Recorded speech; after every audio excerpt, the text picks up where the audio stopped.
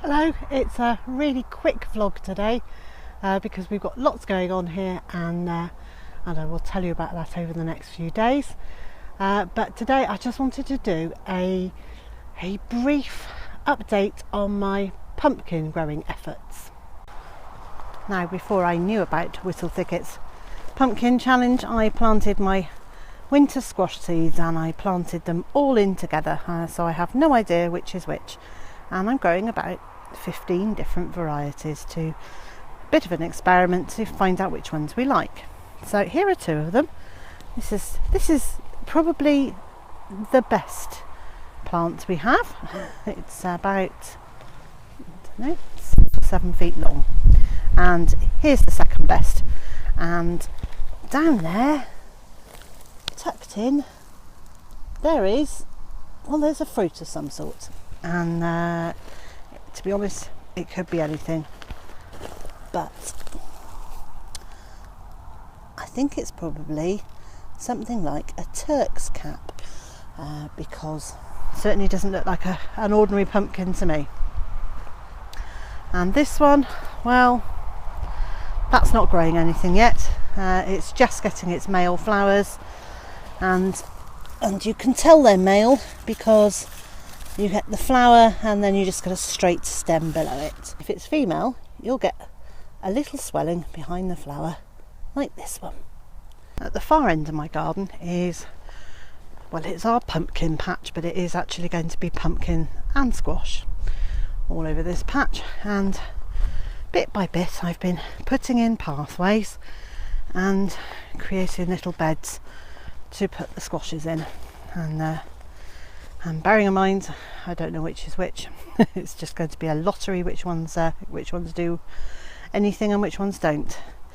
So this one, which is about 18 inches long, but that has very definitely got some sort of squash on it. Now I am guessing, and I am only guessing, but I think that's probably a butternut squash. And over here again there's another one, and I think that's a butternut squash. And most of the other plants have just got just a few leaves, and they're really not growing very well. And the ones over in this corner, well, they're showing signs of powdery mildew, which is a symptom of having very dry roots, which I'm not surprised at. It's been so dry here. We've had so little rain for this area compared to usual. And this plant, oh, look. Well, now this could be, that could be a pumpkin. But let me give you some perspective. It's about an inch long at the most. And somehow I don't think an inch long, half-inch wide pumpkin is going to win any competitions this year. So hopefully over the next 12 weeks these pumpkins and squashes will take off and bloom and blossom and grow fabulous squashes, and we will have a decent sized pumpkin to enter into a pumpkin competition. But yeah, I don't think it's looking very hopeful. Now, regardless of whether we get a large pumpkin to enter a competition or not, there is a more serious side to the squashes not growing very well, and that is that we were hoping to harvest quite a lot of squash this year, and that they would be the bulk of our winter vegetables, and if they don't grow and they don't work, we're going to be eating a lot of bought in squashes, and those are so expensive in comparison to being able to grow our own.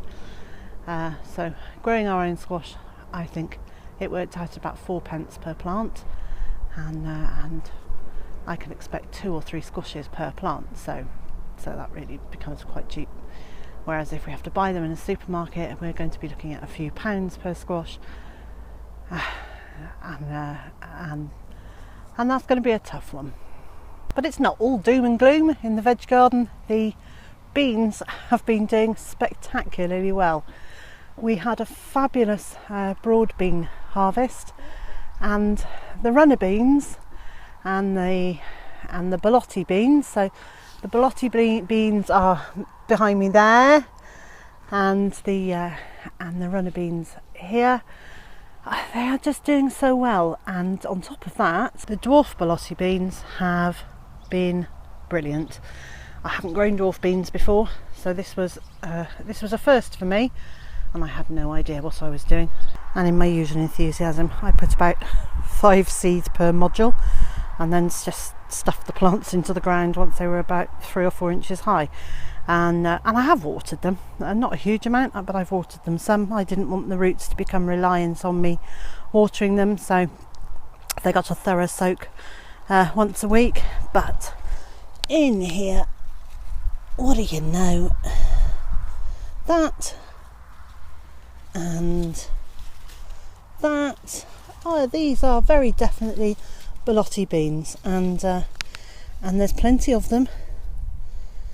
And there are plenty more flowers, and perhaps you can see in there, there's lots of beans and lots of flowers. So we're going to have a good crop of dwarf borlotti beans, and the climbing borlotti beans are looking great too. These were raised from the seeds were last year's beans, which I dried, and we've eaten a whole load of them. And I kept some of the seeds to plant, and the results have been great. And so, if needs be, we will have to dine on beans rather than squashes, and so we're not going to go hungry. It's been a busy day, and it's been a really good day.